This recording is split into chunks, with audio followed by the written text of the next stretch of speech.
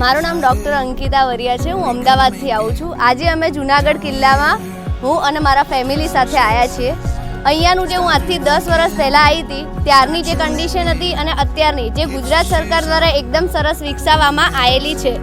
અહીંયા તમને સ્વચ્છતા જોવા મળશે, પાણી જોવા મળશે, સારું તમને પાણી પીવાનું અને બધી વ્યવસ્થા મળી જશે. હવે તો એ લોકોએ કાર્ટ ને એવું બધું બી કર્યું છે, તો તમારે ચાલવામાં ને એ બધામાં બી વાંધો આવશે નહીં.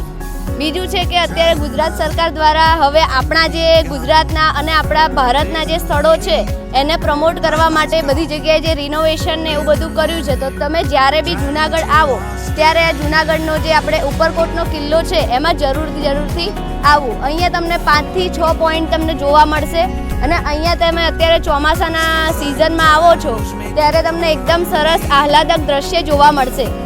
બરાબર, એટલે જ્યારે બી તમે અહીંયા જૂનાગઢ આવો છો ત્યારે અચૂકથી ઉપરકોટના કિલ્લામાં આવવું અને આપણી જે ગુજરાત ટુરિઝમ છે એને પ્રમોટ કરવું. અત્યારે જે બધા આપણે બહાર જઈએ છીએ, ફોરેન જઈએ છીએ, એના કરતાં આપણે આપણા જ ગુજરાત ટુરિઝમમાં આવીએ અને આપણી જે વસ્તુઓને વિકસાવીએ તો જ આપણો વિકાસ એમાં છે. આજે હું ઉપરકોટ આવી છું અને મારું નામ મિત્રા છે. હું ગાંધીનગરથી છું.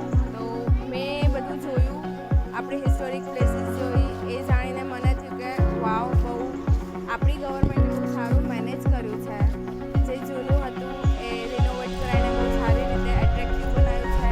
દરેક સ્ટુડન્ટ, ખેડા બધા જ જોઈને આપણી હિસ્ટોરી બધું જાણી શકે, ઇઝીલી સમજી શકે. તો મને તો બહુ ગમ્યું. એનું વેધર બી સારું છે, બધું મેન્ટેનન્સ બી ગુડ છે, ક્લીનનેસ બી છે અને બધી જગ્યાએ વોટર સપ્લાય, પાણી માટે બી સારી સુવિધા. પ્રધાનમંત્રી નરેન્દ્ર મોદીજી સરે વિકાસ બી વિરાસત બી વિઝન બહુ સારી રીતે આપ્યું છે. એનાથી ટુરિઝમ વિકસી રહ્યું છે, ડેવલપ થઈ રહ્યું છે.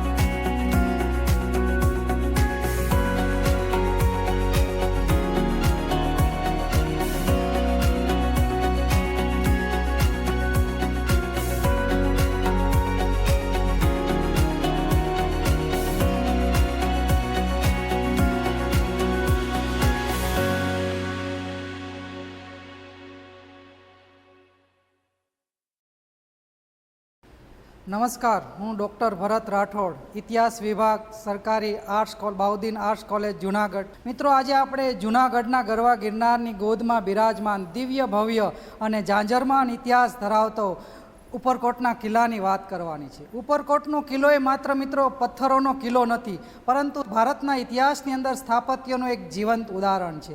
અહીંયા જો તો તમે રક્ષણાત્મક દિવાલો આવેલી છે કે જે ઈસવીસનની 2-3 સદી મૌર્ય સામ્રાજ્યથી લઈ અને સોડાસમા વંશ હોય, રાહ વંશ હોય કે બાબી વંશ હોય, આવા અનેક ઇતિહાસના વંશોનો ઇતિહાસ ધરાવતો આ ભવ્ય કિલ્લો આજે પર ઝાંઝરમાન ઇતિહાસ લઈને આપણી સામે ઊભો છે. તો ખરેખર આ કિલ્લાને જાણવો અને માણવો એ જીવનનો એક લાવો છે. આ કિલ્લાની અંદર મિત્રો નીલમ તોપ છે, એ ઉપરાંત અડીખડી વાવ, નવગણ કૂવો કે જે એ સમયે જળ સ્થાપત્યના ઉત્તમ ઉદાહરણ કરી શકાય એવા ઝાંઝરમાન ઇતિહાસ ધરાવતા અવિનણ્ય ભૂગર્ભ સ્થાપત્યો આવેલા છે. એમને પણ જીવનની અંદર એક જોવા એ ખરેખર આપણા માટે જાણવા યોગ્ય છે. એમની વાતે ઘણી બધી લોકવાયકાઓ છે, પણ ઇતિહાસની દ્રષ્ટિએ જો આપણે વાત કરીએ તો આ કિલ્લાની અંદર અન્ય સ્થાપત્યો પણ, કારણ કે રક્ષણાત્મક દિવાલો એવી રીતે રચાયેલી છે કે જે મૌર્ય સામ્રાજ્યથી લઈ અને બાબી વંશ અને આઝાદી સમય સુધી અનેક આક્રમણોનો એ ભોગ બન્યો, છતાં પણ આવા અનેક આક્રમણોનો સામનો કરી અને આજે પણ એ જીવંત અને અડીખમ ઊભો છે. એ ખરેખર ઇતિહાસની એક નોંધપાત્ર બાબત ગણાવી શકાય. તો એ બાબતને પણ ઇતિહાસની અંદર આપણે ખરેખર જીવનની અંદર જાણવી જોઈએ.